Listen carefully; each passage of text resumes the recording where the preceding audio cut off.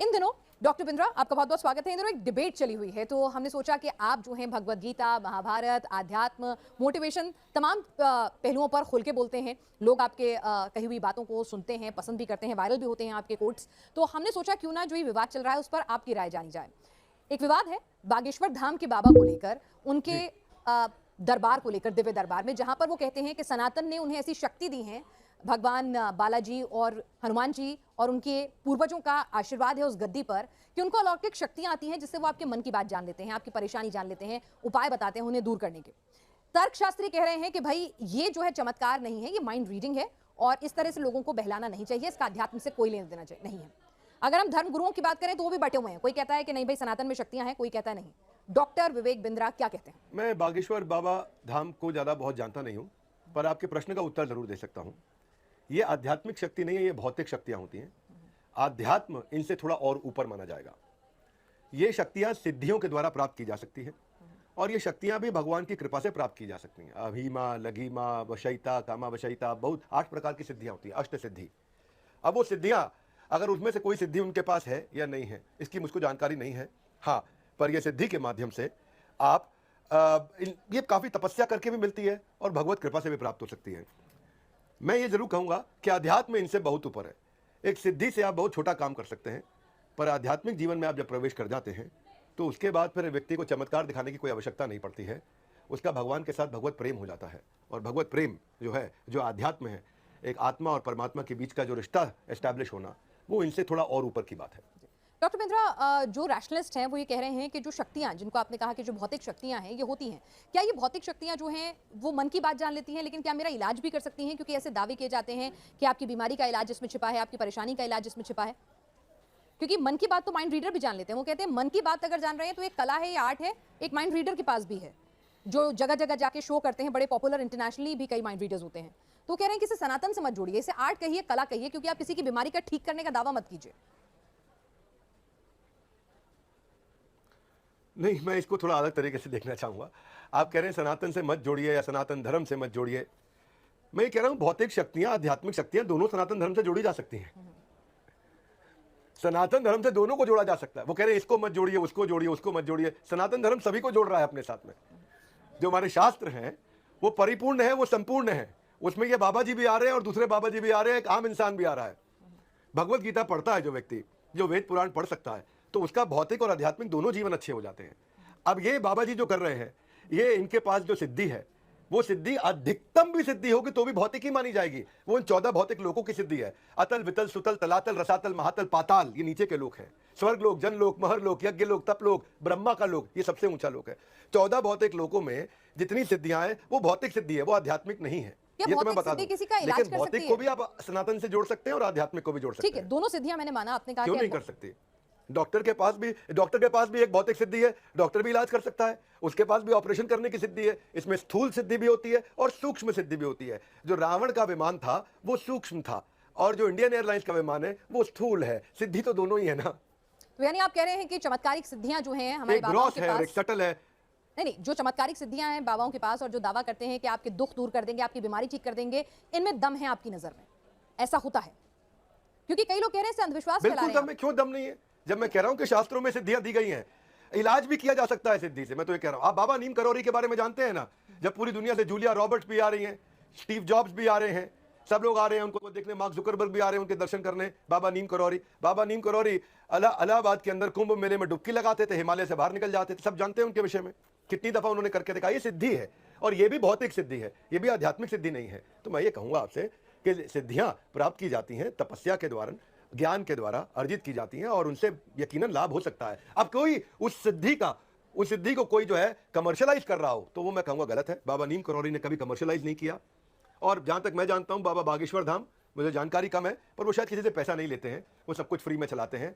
हालांकि मैं उनकी तारीफ नहीं कर रहा, उनको एंडोर्स नहीं कर रहा, और ये जरूर कहूंगा कि सिद्धि को जो है आप उसका एक कार्टून शो नहीं बना सकते।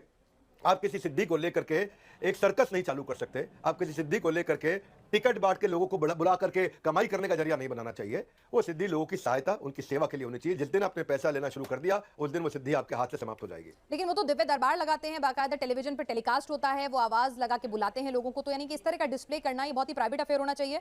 ये इस तरह के दिव्य दरबार नहीं लगने चाहिए। ये जादू टोना अंधविश्वास को बढ़ावा देने जैसा होता है जो बाबा बागेश्वर कर रहे हैं। आप मेरे को हो सकता है शायद फंसाएं इसमें, मैं जानकारी कम रखता हूं कि वो कितने लोगों को बुलाते हैं, पर मैं कहूंगा नहीं, मैं आपको बता देती हूँ कि जो भी मैं आपको जानकारी दे रही हूँ गलत नहीं दे रही हूँ। वहां पर हजारों लोग आते हैं और वो पूरा एक दरबार लगता है, बड़ा दरबार लगता है एक पंडाल में, जहां पे हजारों लोग होते हैं। Mike, camera, multi cam, Jimmy Jib सब होती है, उसका लाइव टेलीकास्ट भी होता है और बाकायदा मतलब पूरा जिसे कहते हैं एक पूरा शो होता है वो। तो वो उसको दिव्य दरबार का नाम देते हैं। कई लोग कह रहे हैं कि भाई इससे अंधविश्वास फैलेगा। अगर कोई आदमी अपना बीमारी लेके डॉक्टर की बजाय, अस्पताल की बजाय बाबा जी की शरण में जाएगा तो इससे अंधविश्वास फैलेगा। उनके खिलाफ एफआईआर भी दर्ज कराई जादू टोना टोटका अंधविश्वास उन्मूलन समिति ने। जी, मैं समझ आता हूं, मुझे जानकारी कम है कि वो अंधविश्वास फैला रहे हैं या नहीं।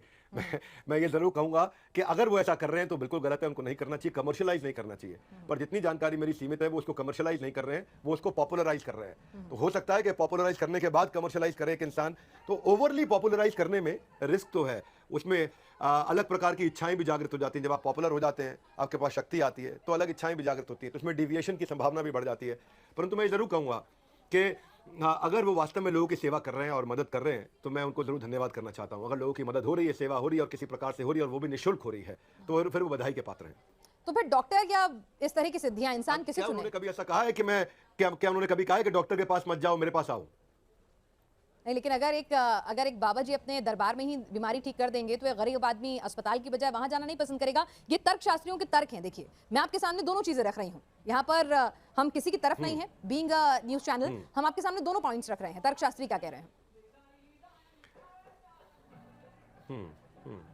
नहीं, देखिए, मैं इसमें कोई गुंजाइश नहीं छोड़ूंगा कि मैं शास्त्रों में विश्वास रखता हूं और शास्त्रों में इस प्रकार की आयुर्वेद की, और आयुर्वेद से और पीछे जाते हैं, जैसे कि मैंने बताया अहिमा, लगीमा, वशयिता, कामा वशयिता, 8 प्रकार की सिद्धियां होती हैं। अगर ये बाबा जी के पास सिद्धि है और ये लोगों से पैसा लिए बिना उनका इलाज कर रहे हैं, उनकी मदद कर रहे हैं, उनकी सेवा कर रहे हैं, तो मैं इसको कुछ गलत नहीं मानता। तो मैं इनके खिलाफ नहीं इसमें कहना चाहूंगा, पर मैं ये जरूर कहूंगा कि जैसे ही मेरा वक्तव्य बिल्कुल क्लियर है, वो अगर इसे कमर्शियलाइज करेंगे तो वो शास्त्रों के खिलाफ है। जी, डॉक्टर है, डॉक्टर को और खास तौर से आध्यात्म से जुड़ा हुआ डॉक्टर, उसको कमर्शियलाइज करना गलत माना जाता है। जी डॉक्टर बिंद्रा, एक सवाल जो सनातन को लेकर इन दिनों काफी ज्यादा चर्चा में है कि सनातन जो है वो कमर्शियलाइज हो रहा है। धर्मगुरु बहुत ज्यादा व्यापार की तरफ होते हैं। हम शुरू करते हैं कि शुरुआत प्रवचन से होती है, उसके बाद उनके प्रोडक्ट्स भी बाजार में आ जाते हैं। क्या सनातन की परिभाषा ये है आपकी नजर में?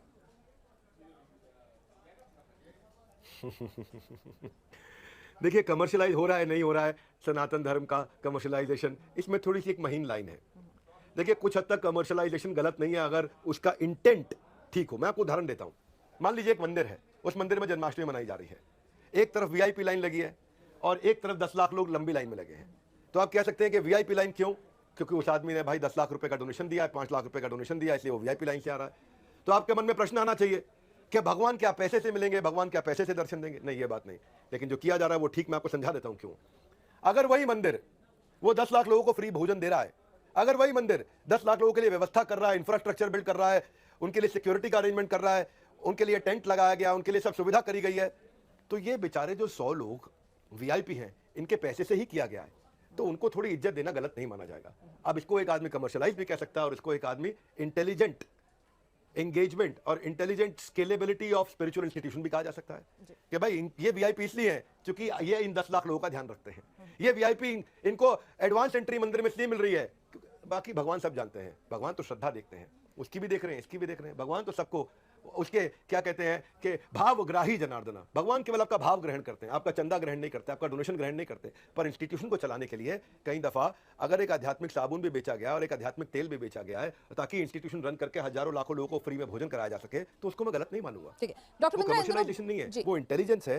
लेकिन ये डिपेंड इस पे करेगा, ये डिपेंड इस पे करेगा कि जो लीडर है वो सेल्फलेस है कि स्वयं के भोग के लिए पैसा इस्तेमाल कर रहा है, वो अपने आप को प्रधान सेवक मानता है या इस इंस्टीट्यूशन का प्रधानमंत्री मानता है, अपने आप को प्रधान मानता है। यानी कि जो इनकम आ रही है वो कहां यूज हो रही है और कैसे यूटिलाइज हो रही है करना चाहता है तो इंस्टीट्यूशन ठीक है। जी ठीक है डॉक्टर बिंद्रा, बिल्कुल बिल्कुल आपने ठीक पकड़ा देवी जी। इनकम का यूटिलाइजेशन कहां है, दैट्स मोर